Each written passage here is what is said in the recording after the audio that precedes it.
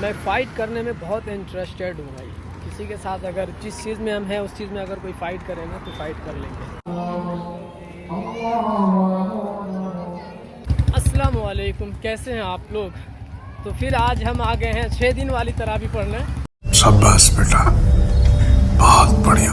جو ایک رات میں ایک دن میں 5 پارے پڑھے جاتے ہیں، اس مسجد میں آج ہماری انٹری ہوگی اور آپ کو مسجد بھی دکھائیں گے آج، اور تراویح کیسے پڑھایا جاتا ہے کوشش کریں گے تھوڑا سا ویڈیو جو ہے کیپچر کرنے کی. تو ہم اس مسجد کا نام بتانا بھول گئے. اس مسجد کا نام ہے مومن مسجد، جو کہ تراویح کا لائن یہاں تک ہوتا ہے.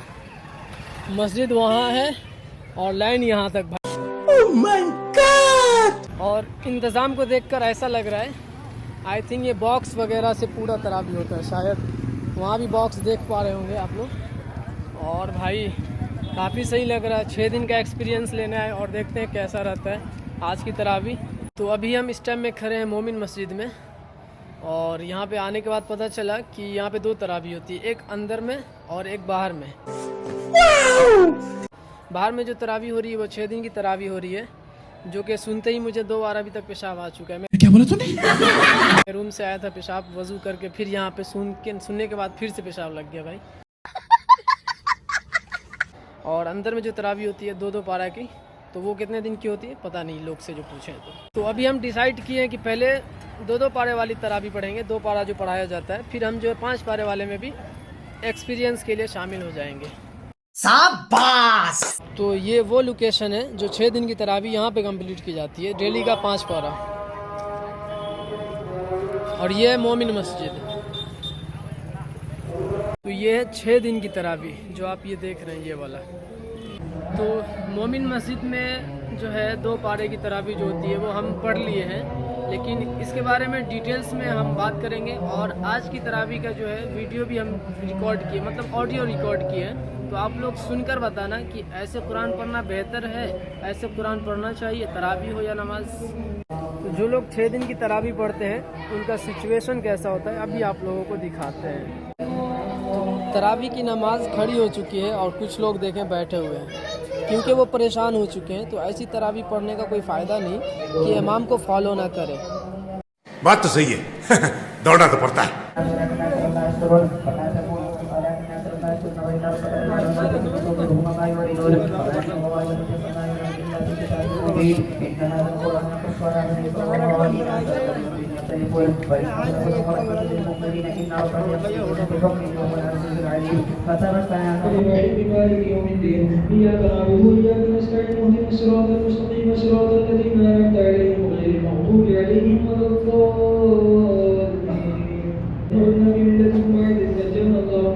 وما يكون لنا أن نعوذ بك إلا أن يشاء الله ربنا وسع ربنا كل شيء علما على الله توكلنا ربنا افتح بيننا وبين قومنا بالحق وأنت خير الفاتحين. وقال الملأ الذين كفروا من قومه لئن اتبعتم شعيبا إنكم إذا لخاسرون.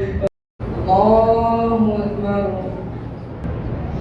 الحمد لله رب العالمين الرحمن الرحيم مالك يوم الدين. لا يستطيعون أن يسألوا ولا أنفسهم يسألون وإن تدعوا من الهدى لا يتبعوكم سواء عليكم أدعوتموهم أم أنتم صامتون. إن الذين تدعون من دون الله عباد أمثالكم وادعوا لا كنتم تكيدون فلا تنظرون. ہاں تو اب بات کرتے ہیں جو 27 دن کی تراویح ہو رہی ہے وہ کیا پڑھ رہا ہے وہ تو ہم کو بھی پتہ نہیں. اور وہ جو ہے الہی راجعون کیا کیا مطلب افیکٹرا مطلب سورۃ توبہ آج کمپلیٹ ہوا ہے. تو وہاں پہ شروع میں جو وہ شروع کیا سورۃ توبہ براءۃ من اللہ و رسول، اس کے بعد جو وہ پھر کیا پڑھا نہیں پڑھا وہ حافظ کو ہی پتہ ہے. اللہ بہتر جانتا ہے کہ وہ کیا پڑھا. جب مجھے سمجھ میں نہیں آیا تو بھائی جاہلوں کو کیا سمجھ میں آئے گا. تو کہنے کا مطلب یہ ہے کہ ایسے تراویح کا یا پھر ایسی چیزوں کا کوئی فائدہ نہیں جو کسی کو سمجھ میں نہ آئے. بات تو صحیح ہے. تراویح کا مطلب ہوتا ہے کہ سب کو سمجھ میں آنا چاہیے. اور وہ جو تراویح سنا رہا ہے اس کو بھی پتہ ہے کہ ہم کیا پڑھ رہے ہیں، لیکن وہ لفظی غلطی ایک ہوتا ہے. قرآن میں لفظی غلطی بہت کر رہا تھا. لفظی غلطی کا مطلب جہاں پہ یعلمون ہے وہاں پہ تعلمون، جہاں پہ تعلمون ہے وہاں پہ یعلمون پڑھنے کو لفظی غلطی کہتے ہیں. تو ایسی غلطی نہیں کرنی چاہیے کہ جو ہے ایگزیکٹ میں وہی پڑھنا چاہیے. ایگزیکٹ پڑھنا ہے تو اس کے لیے آپ کو اچھے سے ریڈنگ کرنا پڑتا ہے دیکھ کر قرآن شریف. ارے کہنا کیا چاہتے ہو؟ تو اب ہم بات کر لیتے ہیں 27 دن والی جو تراویح سنا رہے ہیں وہ حافظ کے بارے میں. وہ حافظ نا بھائی عین اور غین اتنا کھا چکا ہے کہ ہر ورڈ پہ عین عین عین الیہ راجعون اتنا مطلب عین نکال لانا بھائی کہ وہ ایسا لگ رہا پورے قرآن کا عین جو ہے نا آج کی تراوی میں گھول کر پی کر ہی آیا تھا.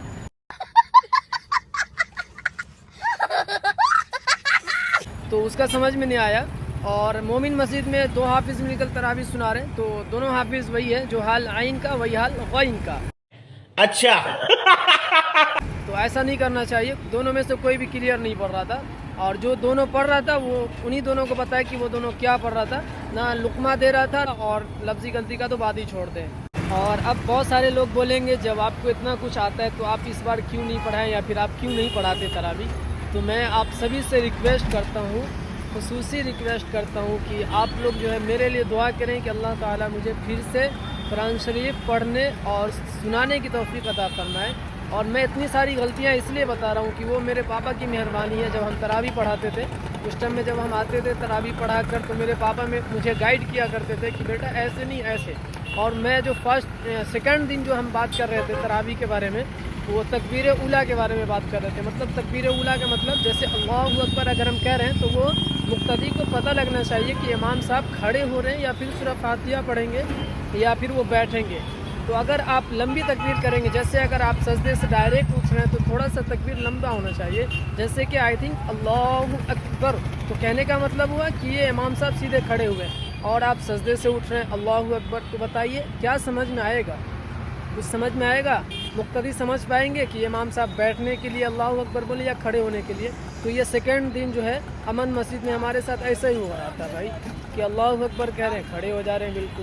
حالانکہ مجھے بھی لگ رہا تھا کہ وہ بیٹھیں گے, لیکن صفحے کی وجہ سے جو قرآن شریف کا جو صفحہ ہوتا ہے تو میں وہ نوٹس کرتا رہتا تھا ہر رکعت میں کہ یہ کون سا صفحہ پڑھے ہیں, اور پھر نیکسٹ میں جو یہ اٹھیں گے یا پھر ڈائریکٹ بیٹھ کر اٹھیں گے تو اس میں کون سا صفحہ پڑھیں گے.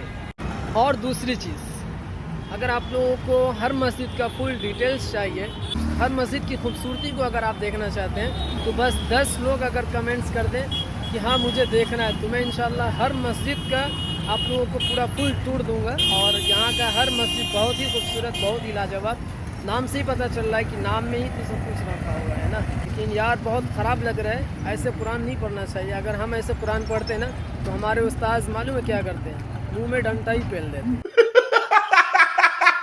تو اگر ہم غلطیوں کو سمجھ رہے ہیں یا پھر غلطیوں کو بتا پا رہے ہیں آپ لوگوں کے بیچ, تو یہ ہمارے استاذ کی بھی بہت بڑی مہربانی ہے ہمارے اوپر.